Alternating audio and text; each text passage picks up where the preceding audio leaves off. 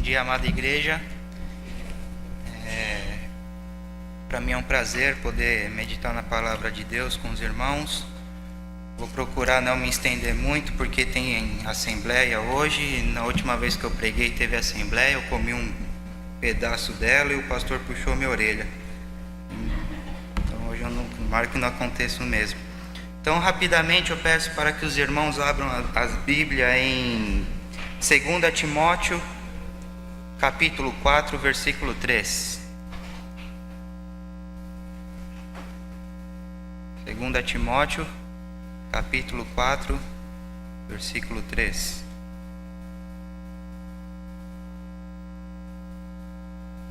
Então a palavra de Deus diz assim: pois virá o tempo em que não suportarão a sã doutrina. Ao contrário, sentindo coceira nos ouvidos, juntarão mestres para si mesmos, segundo seus próprios desejos. Senhor Deus, em nome de Jesus, me coloco em Tua presença, me coloco diante dos irmãos aqui nessa congregação, ó Pai,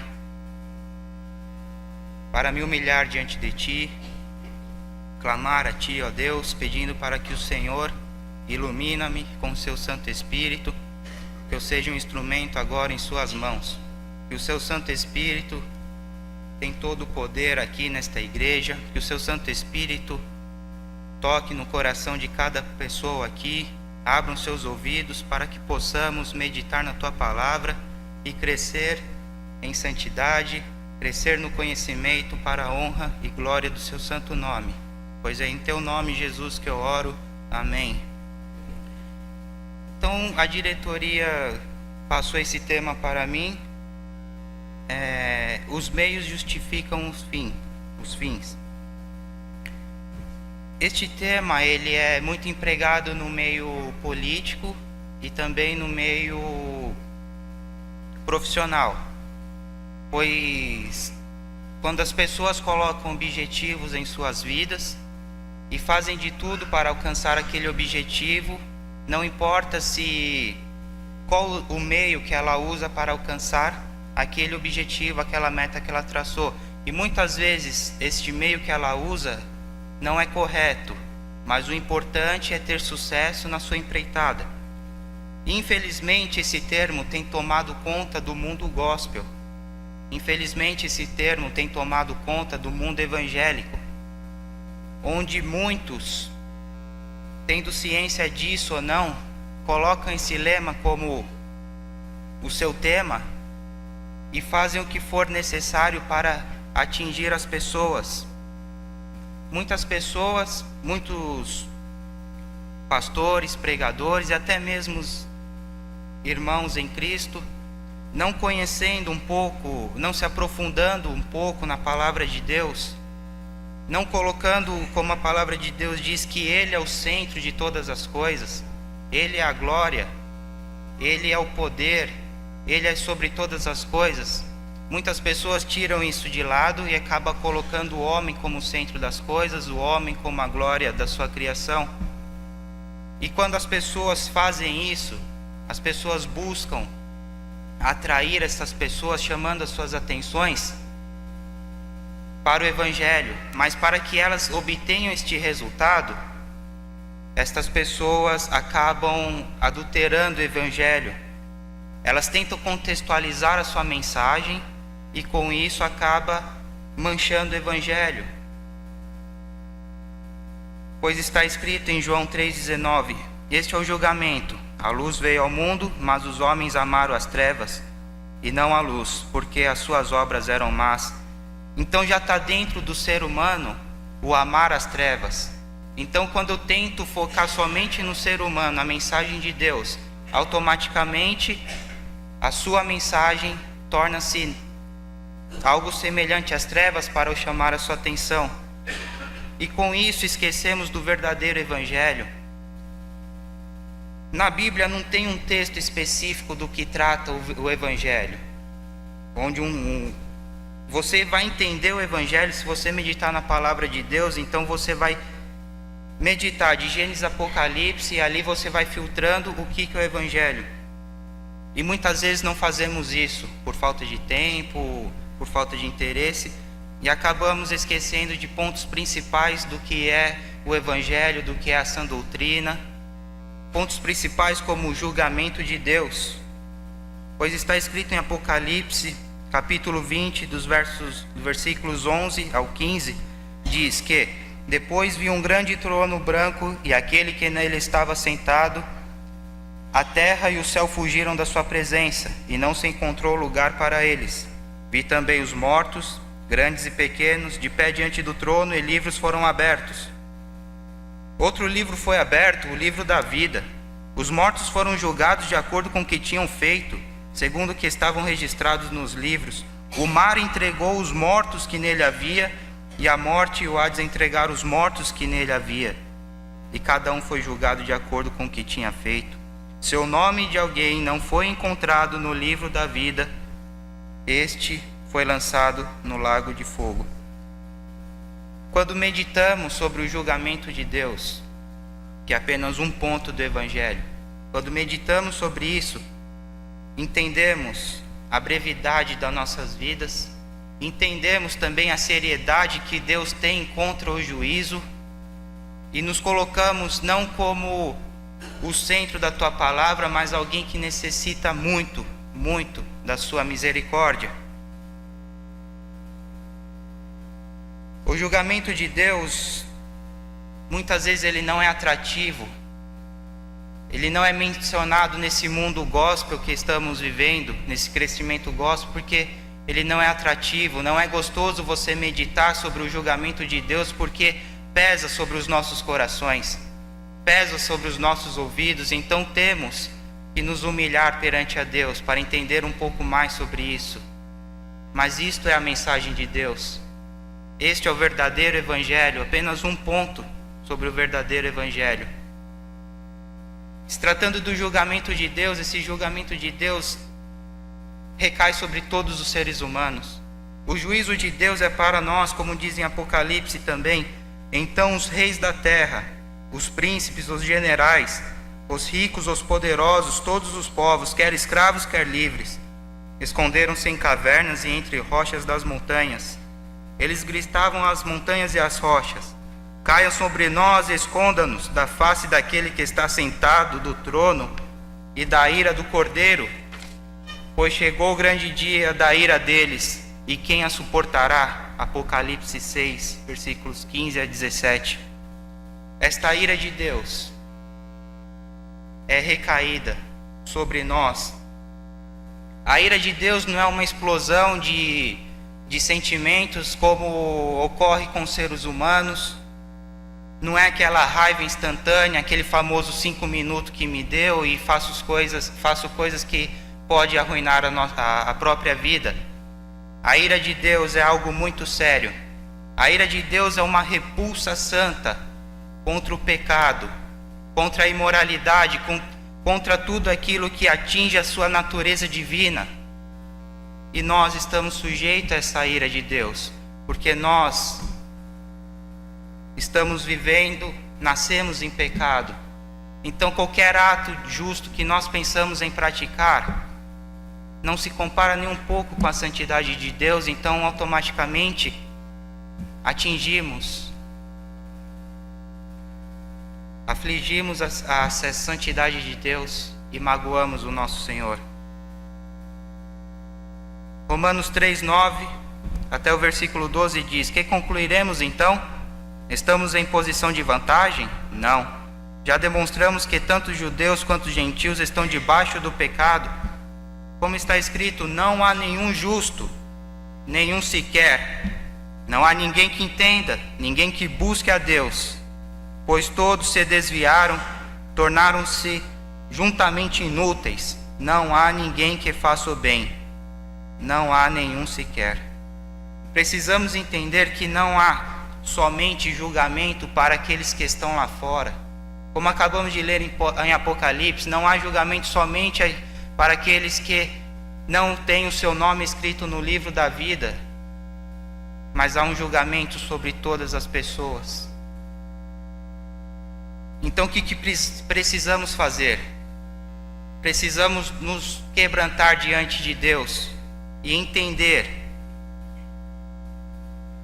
a nossa própria perdição diante da sua santidade, a nossa própria perdição diante da sua magnificência, diante da sua soberania. Pois a Bíblia diz que os nossos atos de justiça são como trapos imundos na presença de Deus. Ou seja, não tem nada de bom em nós, nada de bom em nós.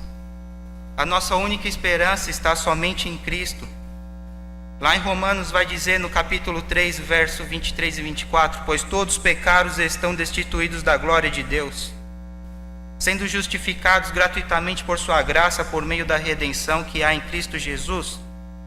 Em Romanos 6, 23 lemos: pois o salário do pecado é a morte, mas o dom gratuito de Deus é a vida eterna, em Cristo Jesus, nosso Senhor.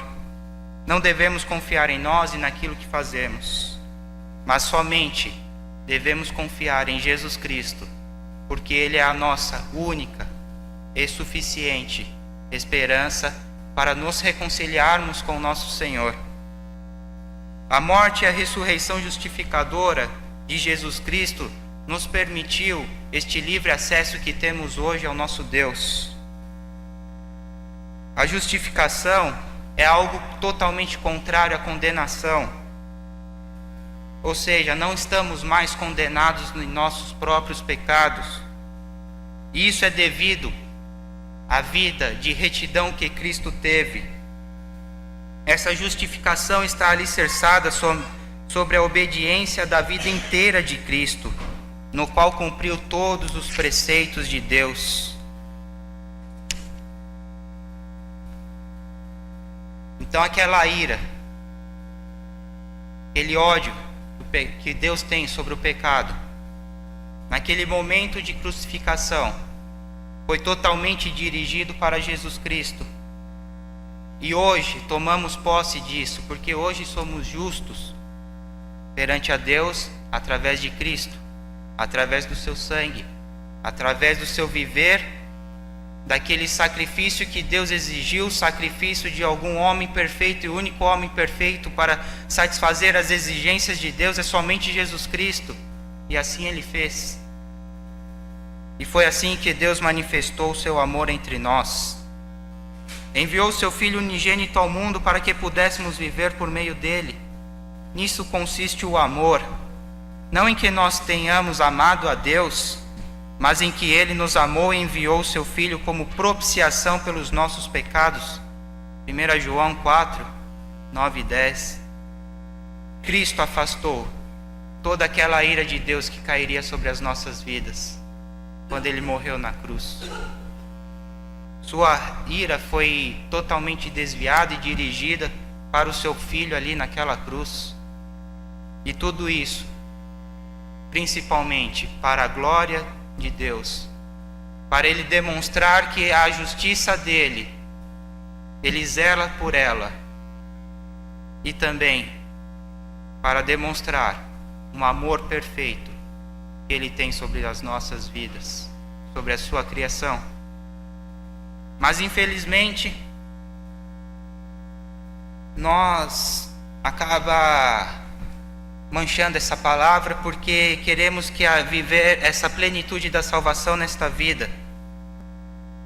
E a Bíblia vai dizer que a morte e a ressurreição de Cristo assegura para nós o perdão e a reconciliação com Deus. E não somente bênçãos e bênçãos e bênçãos para essa vida. É um grande erro pensar que Jesus é principalmente para os benefícios desta vida. Pois em 1 Coríntios 15, 19 diz que se a nossa esperança em Cristo se limita a esta vida, somos os mais infelizes de todos os homens. Basta ligar a televisão e ver a vasta multidão indo ao encontro de pastores em megatemplos, buscando significado, buscando propósito para as suas vidas. Então eles se reúnem ali para barganhar com Deus, para determinar aquilo que eles tanto querem, aquela bênção que eles tanto querem. Mas essa multidão não necessariamente pode ver arrependimento no meio dela. E é isso que devemos nos colocar diante de Deus. A vida de um cristão é essa, é o viver em arrependimento, essa mudança de percepção de vida. Precisamos enxergar a Cristo como bem, como algo mais valioso do que qualquer tesouro que possa existir nessa terra. Mas e as bênçãos? Eu preciso viver, preciso ser feliz aqui na vida, tá? Eu sei disso. Deus também sabe disso, mas é por isso que Ele nos orienta em Mateus 6,33, pois busque em primeiro lugar o reino de Deus e a sua justiça, e todas essas coisas lhe serão acrescentadas. Devemos confiar totalmente nos mandamentos de Deus, mesmo quando esses mandamentos parecem ameaçar as nossas esperanças. No domingo, quando muitos de nós vamos à igreja, estamos pensando em que hino irá tocar,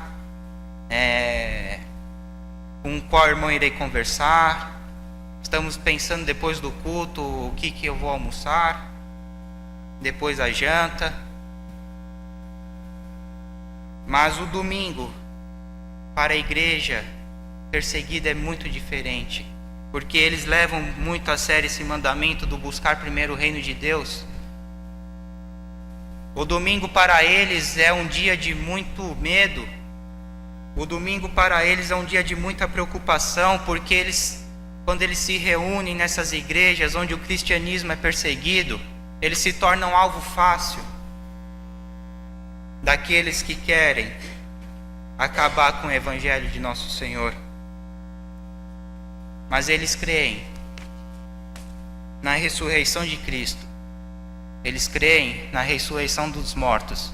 E eles creem numa vida além desta, que há para ser vivida. Então eles entregam a própria vida como sinal de que vale a pena viver por este evangelho. Então quero concluir dizendo para os irmãos que nós podemos enganar a nós mesmos e também podemos enganar a própria igreja quanto ao nosso relacionamento com o nosso Deus. Mas nós nunca poderemos enganar o nosso Senhor da verdadeira vida que estamos vivendo, deste relacionamento, desse evangelho, da mensagem da cruz. Se estamos vivendo verdadeiramente isso com Deus, isso nós não podemos enganá-lo. 2 Coríntios 13:5 diz: examinem-se para ver se vocês estão na fé. Provem-se a si mesmos. Não percebem que Cristo Jesus está em vocês? A não ser que tenham sido reprovados. Paulo está pedindo para os crentes que examinem a sua própria vida através da fé e através da sua salvação.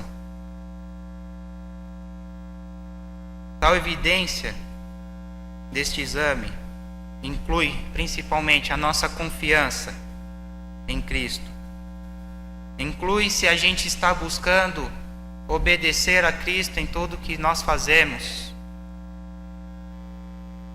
Inclui o desejo de buscar a santidade, de nos aperfeiçoar em santidade nessa busca em nosso Deus. Inclui em desenvolver o amor entre cristãos, o amor, e não aquele desejo de criar divisões, panelinhas, mas o amor, colocando-nos nos lugares dos nossos irmãos e juntos vivendo uma igreja santa, uma igreja sem mágoa, uma igreja muito valiosa, que foi comprada por um alto preço, por um sangue de um santo, de um inocente.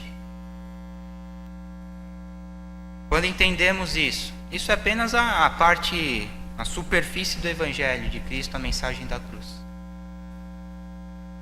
Ela é muito mais profunda, demandava muito mais tempo. Por isso que devemos nos dedicar em vir no culto, devemos nos dedicar em estar na EBD, devemos nos dedicar a vir nos cultos de quinta-feira, para justamente nos aprofundar nesta mensagem da salvação, na verdadeira mensagem do Evangelho de Cristo. Então, entender enxergar com uma melhor nitidez a graça de Deus sobre as nossas vidas e nos colocarmos diante dele de maneira humilde e alegre. Peço para que os irmãos tenham a certeza da salvação, tenham a certeza que seus nomes estão escritos no livro da vida, tenham a certeza de que estão vivendo, carregando a mensagem da cruz, carregando o evangelho puro. Esta certeza a gente encontra em homens que dedicaram sua vida para isso. Homens como o pastor Shed, que ao falecer disse: estou com meu corpo pesado aqui, estou sofrendo muito, é um sofrimento terrível, nunca sofri tanto assim. É uma dor insuportável. Mas essa dor, ele se aproximando da morte, essa dor está fazendo com que eu me desagarre deste mundo. Esta é a mensagem de Deus. Esta é a mensagem de Cristo. Volto a pedir novamente para os irmãos que tomem ciência disso com toda a racionalidade que têm, se verdadeiramente, como igreja, estão vivendo a mensagem de nosso Deus. Se necessário for, procure o nosso pastor Wagner, procure algum líder para se aprofundar na mensagem da salvação. Amém? Senhor Deus, muito obrigado por este momento. Quero te agradecer, Senhor, pela tua palavra, te agradecer porque o Senhor esteve aqui entre nós e nos abençoou, e o seu nome foi glorificado, o seu nome foi exaltado. Muitas vezes falar sobre julgamento, sobre a ira de Deus não é fácil, mas é assim que entendemos o seu amor pelas nossas vidas e assim queremos retribuir isso na medida do possível. Receba-nos sempre em tua presença, que a tua palavra seja fixada na nossa mente e no nosso coração, e assim possamos crescer como igreja, espalhando a mensagem da cruz, espalhando o teu evangelho, abençoando vidas e estando cada vez mais parecido com o Senhor. É isto que eu peço a ti, em nome do Senhor Jesus. Amém.